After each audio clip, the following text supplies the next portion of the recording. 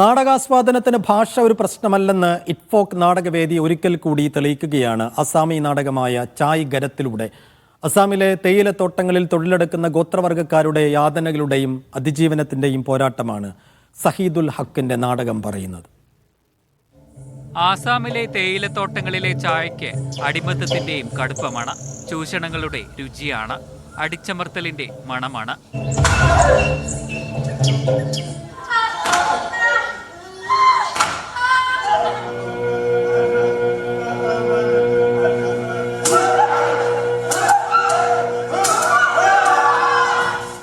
Colonial കാലഘട്ടത്തിൽ തുടങ്ങി സത്യാനന്തര ഇന്ത്യയിലും അതിന് വലിയ മാറ്റമുണ്ടായിട്ടില്ല.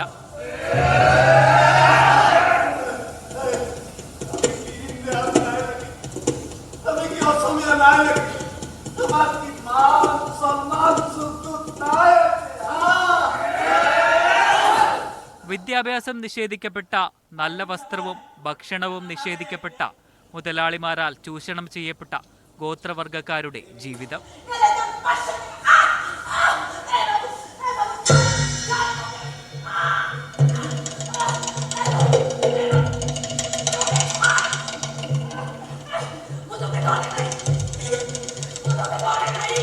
നീതി തേടി തേയിലക്കാട് വിട്ടിറങ്ങിയവരെ കല്ലുകൊണ്ടെറിഞ്ഞ് സ്വീകരിച്ചവരുടെ കഥ.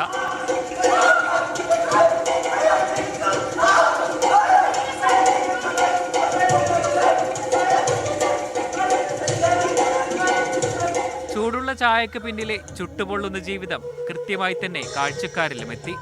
ആദ്യത്തെ നീലം തൊഴിലാളികളുടെ സമരം നടന്നിരിക്കുന്നത് ആസാമിലാണ്, ബ്രിട്ടീഷ് ഇന്ത്യയിൽ. നീലം തൊഴിലാളികളുടെ സമരത്തെ അടിസ്ഥാനമാക്കി ഒരു നാടകം ചെയ്തു. ആ നാടകത്തെ ബ്രിട്ടീഷ് ഗവൺമെൻറ് നിരോധിച്ചു. ആ നിയമമാണ് ഇപ്പോഴും നാടക നിരോധനത്തിന് ഇപ്പോഴും ഇന്ത്യയിൽ ഉപയോഗിക്കുന്നത്. ആ ഒരു പശ്ചാത്തലത്തൊക്കെ പരിശോധിച്ചാൽ ആസാമിൽ നിന്ന് ഇതുപോലുള്ളൊരു നാടകം വന്നത് ഒരു വലിയ കാര്യമായിട്ട് എനിക്ക് തോന്നുന്നത്. സമൂഹം നേരിടുന്ന നിരന്തര പോരാട്ടങ്ങളിലേക്ക് വെളിച്ചം വീശി കലയുടെ പ്രതിരോധം മുന്നോട്ട്.